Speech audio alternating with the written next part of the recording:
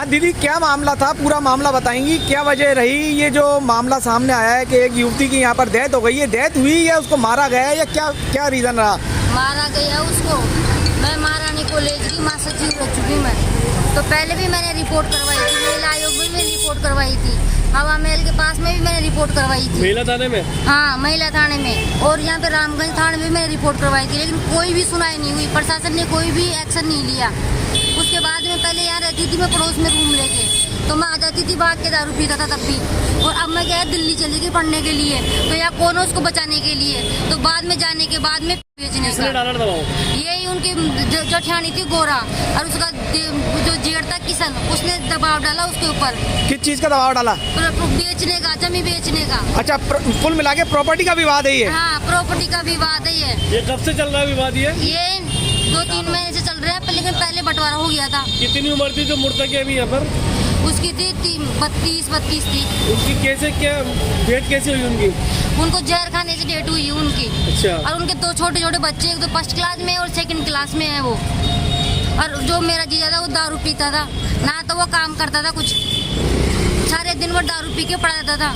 अब वहाँ से उसके भाइयों ने पैसे देते थे, वो दारू पी के मेरी बहन पर अत्याचार करता था, यहाँ पे मारा पीटी करता था। ये सूरज पोल है, ये दबावखाना स्कूल के सामने ही है, खड़ा रामगंज के साथ। प्रशासन भी कुछ नहीं कर रहा है। मैंने पहले भी प्रशासन को रिपोर्ट लिखवाई है, लेकिन प्रशासन ने नहीं सुनाई की।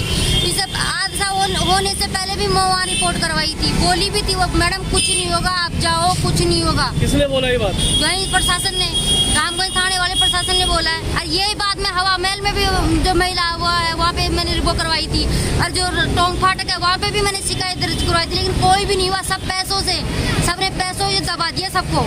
गरीबों की कोई नहीं सुनता आजकल, जिसके पास पैसा है, पावर है, वो सब बोलता है।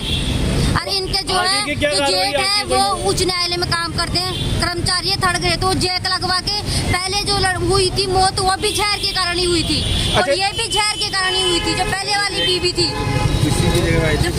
बीबी थी, उसकी भी जहर से मौत हुई है, इसकी भी जहर से। अच्छा, आपकी दीदी जो थी वो दूसरी शादी हो के आई थी यहाँ? उससे पहले जो उनकी पत्नी थी वो उनको भी ऐसी जहर से हुई थी।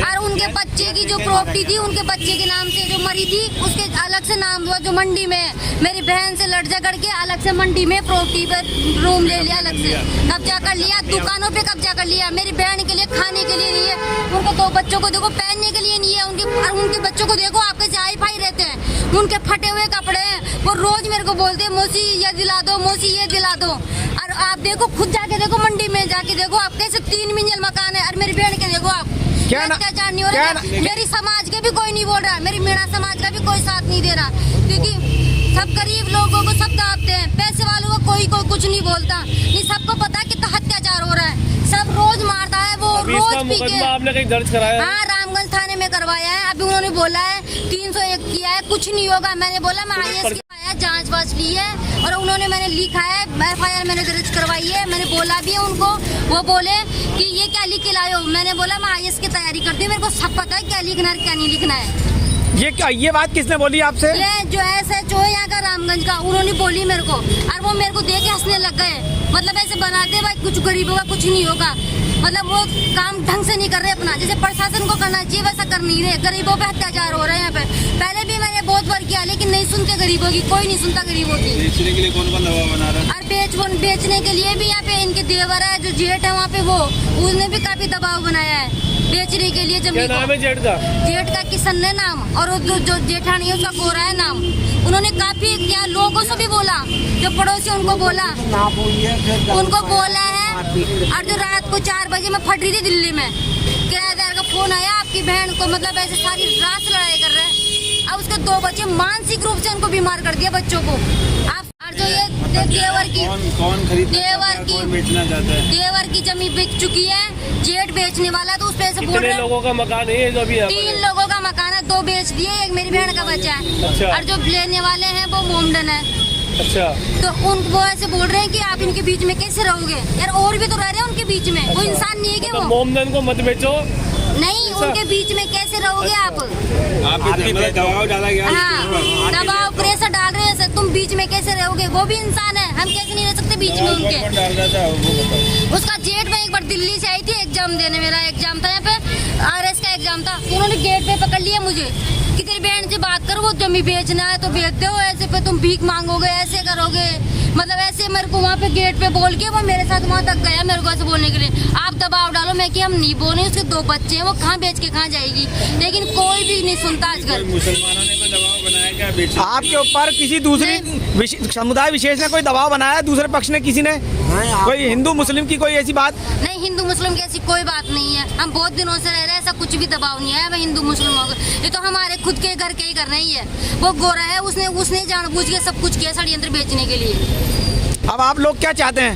हम न्याय चाहते हैं, हम मेरी बहन को न्याय मिले। ये तो एक मरी है, दूसरी मरी है, फिर कल और तुम्हारी बहनें भी मरेगी। किसी और समुदाय के लोग जो अल्पसंख्यक, जो सरकार नहीं सुनती है, प्रशासन नहीं सुनता है, जिनको संपत्ति के चक्कर में और मरेगा, फिर और दूसरी मरेगी। ऐसे मतलब चलता ही रहेगा, अपराध बढ़ता ही रहेगा। बच्चा के लिए संपत्ति। काका, आप पिता हैं बच्ची के, पिता आप हैं, आप क्या कहना चाहते हैं? न्याय मिले मेरी बेटी को, बस यही कहना चाहते हैं। तो मैं तो यही कहना चाहती हूँ, मेरे बच्चे हैं 3, उनको 2 तो निकट है और एक पैदानी को है। यहाँ का तीना का मतलब तीसरा हिस्सा जिसके सुरक्षा दी जाए उन बच्चों को, सुरक्षा दी जाए। अब तीनों में जो भी है उनके तीनों में बराबरी सा होगा। मेरे पास मैं नाव नहीं लगाऊंगा, मेरी जिम्मेदारी से काम कराऊंगा। क्यों? पैसे भी काटे ना तो मैं पूछकर मूल काटूँ।